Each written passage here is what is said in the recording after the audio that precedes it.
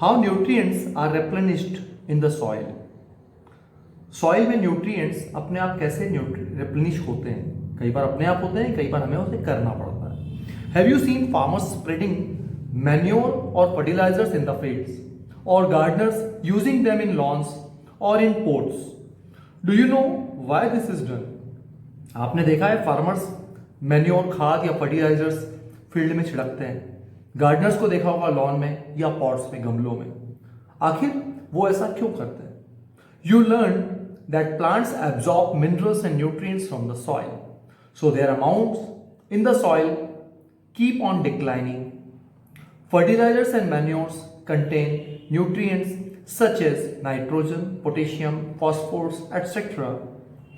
These nutrients need to be added from time to time to enrich the soil. We can grow plants and keep them healthy if we can fulfill the nutrient requirement of plants. हमने सीखा है कि plants जो हैं minerals और nutrients को absorb करते हैं सॉइल में से.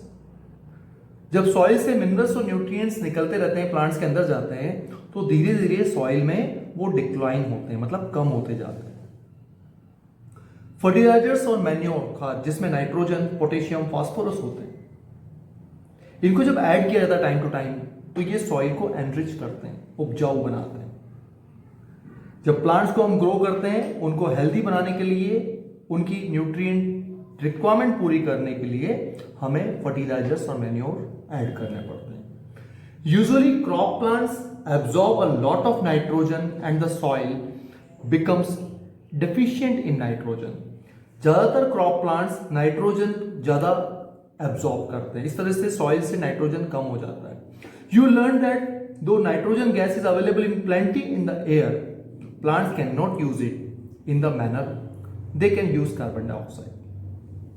एटमॉस्फेयर में नाइट्रोजन गैस बहुत ज्यादा है, बट प्लांट्स इनको वैसे एब्जॉर्ब नहीं कर पाते हैं जैसे कि वो कार्बन डाइऑक्साइड को करते हैं. They need nitrogen in a soluble form. Nitrogen soluble form में होना चाहिए प्लांट्स के अंदर आने के लिए, फ्री फॉर्म में नहीं होना चाहिए. The bacterium called Rhizobium can take atmospheric nitrogen and convert it into a usable form.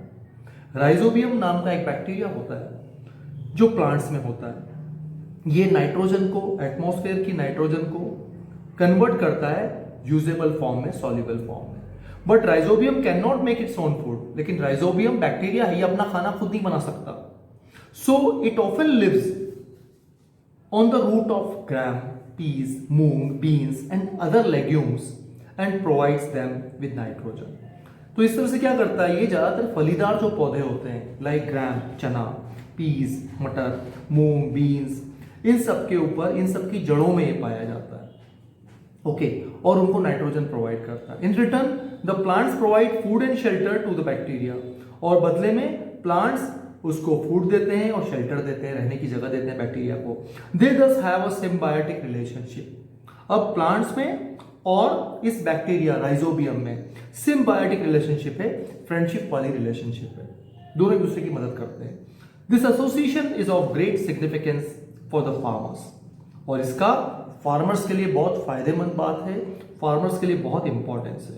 They can reduce the use of nitrogenous fertilisers where leguminous plants are grown.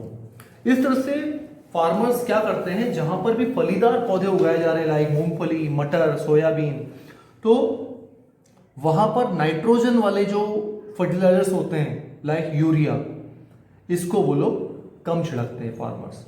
Most of the pulses, dals, are obtained from leguminous plants. ज्यादातर दाल वाले जो है चीजें वो फलीदार पौधे होते हैं, लेग्यूमिनस प्लांट्स होते हैं. In this chapter you learn that most of the plants are autotrophs. ज्यादातर प्लांट्स ऑटोट्रॉप्स हैं. Only a few plants are parasitic और saprotrophic. They derive nutrition from other organisms. All animals are categorized as heterotrophs since they depend on plants and other animals for food. Can we say that the insectivorous plants are partial heterotrophs or partially heterotrophs? क्या हम कह सकते हैं कि insectivorous plants कुछ हद तक heterotrophs होते हैं? Yes, because they eat insects. What you have learned in this lesson All organisms need food and utilize it to get energy for growth and maintenance of their body. हम सबको भोजन चाहिए, food चाहिए energy के लिए, growth के लिए और बॉडी को मेंटेन करने के लिए. Green plants synthesize food for themselves by the process of photosynthesis. They are autotrophs. Green plants अपना भोजन, अपना फूड खुद सिंथेसाइज करते हैं फोटोसिंथेसिस के थ्रू, इसलिए इनको ऑटोट्रॉप्स कहते हैं. Plants like Cuscuta are parasites. They take food from the host plants. Plants use simple chemical substances like carbon dioxide, water and minerals for the synthesis of food. Carbon dioxide, water और minerals के साथ plants अपना food बनाते हैं. And chlorophyll, water, carbon dioxide, sunlight are the essential required photosynthesis. Photosynthesis के लिए सबसे जरूरी है chlorophyll, green colour pigment, water, carbon dioxide and sunlight. Complex chemical substances such as carbohydrates are the products of photosynthesis. Plants का जो food बनता है after photosynthesis in form of carbohydrates. Solar energy is absorbed by the chlorophylls present in leaves plants. Solar energy chlorophyll के द्वारा absorb होती है plants में. Oxygen is produce during photosynthesis. Plants carbon dioxide लेते हैं और फोटोसिंथेसिस में oxygen बनाकर हमें देते हैं. Oxygen release in photosynthesis utilise by living organisms for their survival. और इसको एनिमल्स और ह्यूमन बींग्स और अदर इंसेक्ट्स ऑक्सीजन को लेते हैं अपने जिंदा रहने के लिए. Many fungi derive nutrition from dead and decaying matter. They are called saprotrophs. Fungi जो होते हैं सेप्रोट्रॉफ्स होते हैं, वो डेड और डिकेइंग मैटर पर अपना फूड लेते हैं. A few plants and all animals are dependent on others for their nutrition and are called heterotrophs. कुछ प्लांट्स और सभी एनिमल्स वो डिपेंड करते हैं दूसरों पर अपने न्यूट्रिशन के लिए. That's why they are called heterotrophs. Okay, back exercise करेंगे. Fill in the blanks. Green plants are called autotrophs since they synthesize their own food. The food synthesized by plants is stored as carbohydrates. In photosynthesis, solar energy is absorbed by the pigment called chlorophyll. During photosynthesis, plants take in carbon dioxide and release oxygen gas. Name the following: a parasitic plant with yellow, slender and branched stem, Cuscuta. A plant that is partially autotrophs, lichens. The pores through which leaves exchange gases, stomata. Take the correct answer. Cuscuta is an example of parasite. The plant which traps and feeds on insects is pitcher plant.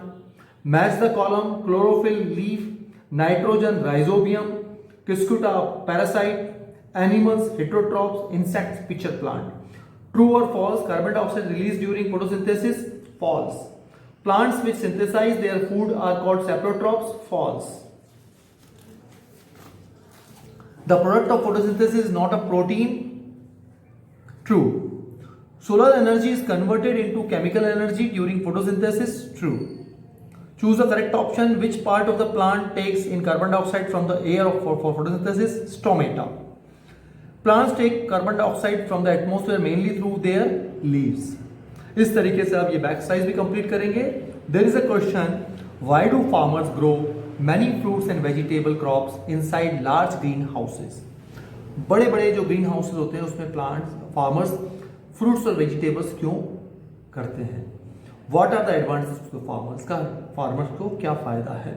Yes, crop production की बात आती है, larger scale की बात आती है, और fruits and vegetables जब उगाते हैं तो उससे फार्मर्स को क्या फ़ायदा है, इसको आप सोच कर लिखेंगे और इसके हम आंसर को हम आपको बहुत जल्दी शेयर भी करेंगे.